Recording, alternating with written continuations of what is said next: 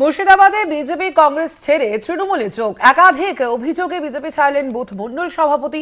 ডোমকল টাউনের 10 নম্বর ওয়ার্ডের এই ঘটনা। ডোমকল টাউনের 10 নম্বর ওয়ার্ডের এই ঘটনার সেখানেই বুথ মণ্ডল সভাপতি তিনি বিজেপি ছেড়ে তৃণমূলে যোগদান করলেন। আরো বিস্তারিত জানবো, রাকিবুল রয়েছেন প্রতিনিধি ফোন লাইনে। রাকিবুল, ঠিক কি জানা যাচ্ছে বুথ মণ্ডল সভাপতি যিনি ছিলেন তিনি ঠিক কি কারণে তৃণমূলে যোগদান করলেন বিজেপি ছেড়ে?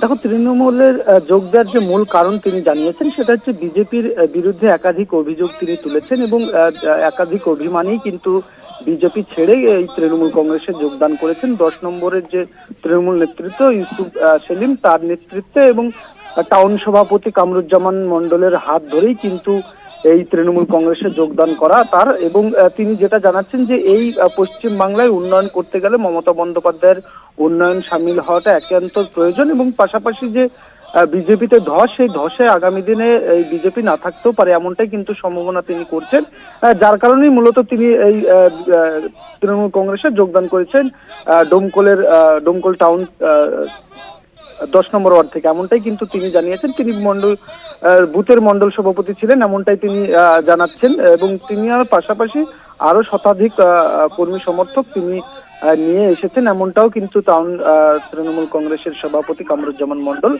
জানিয়েছেন। পাশাপাশি মুর্শিদাবাদের জলঙ্গি, সেখানেও কিন্তু কংগ্রেসের এক পঞ্চায়েত সদস্য তিনিও কংগ্রেস ছেড়ে তৃণমূল কংগ্রেসে যোগদান করেছে, মাসুম আলী আহমেদ তৃণমূলের ব্লক সভাপতি তার হাত ধরে। এবং তিনিও যেটা জানাচ্ছেন যে উন্নয়ন করতে গেলে বিরোধীতে থেকে উন্নয়ন করা পশ্চিমবাংলায় একেবারেই সম্ভব নয়। মূলত মানুষের কাজ করতে গেলে তৃণমূল কংগ্রেসে যোগ দেওয়াটা বিশেষ প্রয়োজন। মূলত সেই কারণে তিনি কংগ্রেসে যোগদান করেছে, তৃণমূল কংগ্রেসে যোগদান করেছে এমনটাই কিন্তু জানা গিয়েছে এখন পর্যন্ত। ধন্যবাদ তোমায় রাকিবুল। মাননীয় জাফিকুল ইসলাম জিন্দাবাদ, আহমেদ জিন্দাবাদ, মাসুম আলী আহমেদ জিন্দাবাদ। এসছি মমতার উন্নয়নের জন্য এসছি। মোট কতজন আসলেন তৃণমূল কংগ্রেসে? প্রায় 60-65 জন। বিজেপি ভাঙনের মূল কারণ বাক্য। ওরা মানুষের কাছে কথার ড্রয়িংটাই খারাপ করে আর উন্নয়নটা না করে অযথা বেশি চিৎকার করে। উন্নয়নের জায়গায় নাই, ধর্ম নীতির কথা, ধর্মও পালন করতে জানে না। ধর্মে যা বলেছে তা তো ওরা করে না। বেদ, ত্রিপিটক যা কিছু আছে, বাইবেল যেখানে যা আছে সেই ধর্মের নীতিতে যদি চলতে হয় এই কাজ করতে পারে। ধর্মের বাইরেই কাজ করে, ধর্মকে বিক্রি করে।